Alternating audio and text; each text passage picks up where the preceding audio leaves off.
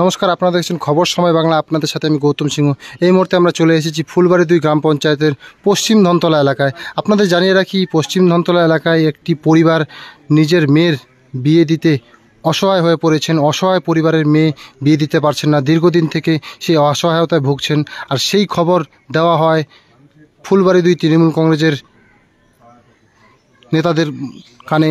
এরপরেই খবর পাওয়া মাত্রই ছুটে আসেন আজ জলপাইগুড়ি জেলা পরিষদের কর্মাধ্যক্ষ দেবাশিস পাবনিক। তিনি কিন্তু সেই পরিবারের বাড়িতে এসে পরিবারের সদস্যের সাথে কথা বলেন এবং তার পরিবারের বিয়ের বিষয় যে রয়েছে সেটি কিন্তু পুরোটাই শোনার পরে কিন্তু তার মেয়ের যে বিয়ে যে অসহায়তা রয়েছে তার সাহায্যের হাত বাড়িয়ে দেন।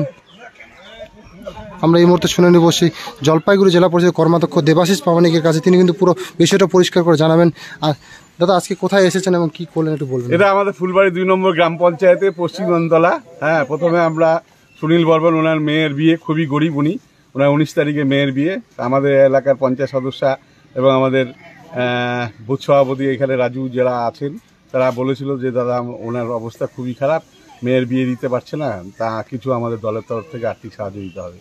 এই জন্য আজকে আমার সাথে অঞ্চল সভাপতি বকুল আছে, উপপ্রধান রফিক আছে, এই এলাকার পঞ্চায়েত সদস্য আছে, মালি আছে, আমাদের মিঠুন আছে, রাজু আছে, আরও অন্যান্য সমস্ত কর্মীরা আছে, মহিলা কর্মীরাও আছে।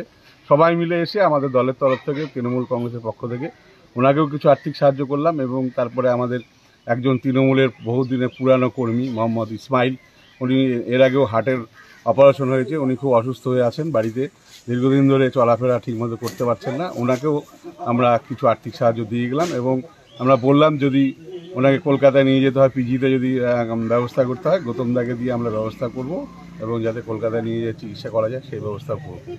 আমাদের পশ্চিমবঙ্গের মুখ্যমন্ত্রী মাননীয়া মমতা বন্দ্যোপাধ্যায় এবং আমাদের সর্বভারতীয় তৃণমূল কংগ্রেসের সভানেত্রী আমাদের মমতা বন্দ্যোপাধ্যায় বলেছেন, মামাটি মানুষের সরকার, আমাদের সবসময় আমরা নির্বাচিত সদস্য, আমিও জেলা পরিষদের কর্মাধ্যক্ষ, আমাদের মানুষের সাথে থাকতে হবে, গরিব মানুষের সহায়তা করতে হবে, যে কোনো মানুষ বিপদে পড়লে পাশে এসে দাঁড়াতে হবে, সেই কাজটাই আমরা করে যাচ্ছি। আজকে কি তৃণমূল কংগ্রেসের উদ্যোগী সহযোগিতা? আমাদের তৃণমূল কংগ্রেসের তো পক্ষ থেকেই এই আজকে যা যা করা হলো সব দলের পক্ষ থেকেই করা হলো। আপনার নাম আর পরিচয়? আমি দেবাশিস পাবনিক, আমি প্রাক্তন ডাবগ্রাম ফুলবাড়ি ব্লকের তৃণমূল কংগ্রেসের সভাপতি এবং বর্তমানে জলপাইগুড়ি জেলা পরিষদের কর্মাধ্যক্ষ। ধন্যবাদ দাদা। আপনারা শুনলেন জলপাইগুড়ি জেলা পরিষদের কর্মাধ্যক্ষ দেবাশিস পাবনিক। তিনি কিন্তু পরিষ্কার বললেন যে আজ পশ্চিম ধনতলা এলাকার যে অসহায় 2টি পরিবার রয়েছে সেই পরিবারের পাশে এসে দাঁড়িয়েছে এবং তার আর্থিক সহায়তার হাত বাড়িয়ে দিলেন। এই মুহূর্তে আপনারা দেখতে পাচ্ছেন প্রচুর মানুষ কিন্তু সেই এলাকার জমে এসে। আপনাদের জানিয়ে ফুলবাড়ি 2 নং গ্রাম পঞ্চায়েতের পশ্চিম ধনতলা এলাকায় 2টি অসহায় পরিবারের পাশে দাঁড়ালো জলপাইগুড়ি জেলা পরিষদের কর্মাধ্যক্ষ দেবাশিস পাবনিক। তিনি একটি পরিবারের অসহায়ের কারণে কিন্তু মেয়ের বিয়ে দিতে পারছিল না, সেই মেয়ের বিয়ের পরিবারের সাহায্যের হাত বাড়িয়ে দেন এবং এগিয়ে আসেন। সাথে আরেকটি পরিবারের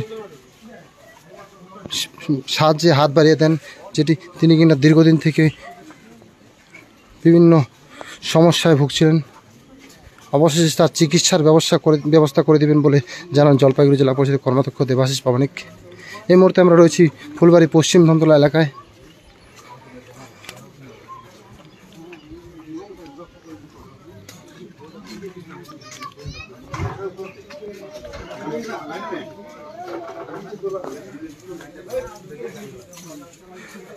অসহায়তার কারণে মেয়ের বিয়ে দিতে পারছিল না, আর সেই পরিবারের পাশে দাঁড়ালো তৃণমূল কংগ্রেস, ফুলবাড়ি 2 তৃণমূল কংগ্রেস এবং ডাবগ্রাম ফুলবাড়ি ব্লক তৃণমূল কংগ্রেস প্রাক্তন সভাপতি দেবাশিস পাবনিক। তিনি কিন্তু সেই অসহায় পরিবারগুলির পাশে হাত বাড়িয়ে দেন এবং কিছু আর্থিক সাহায্য হাত বাড়িয়ে দেন। সাথে পরবর্তীতে তাদের যে কোনো সমস্যার পাশে দাঁড়াবেন বলে জানান।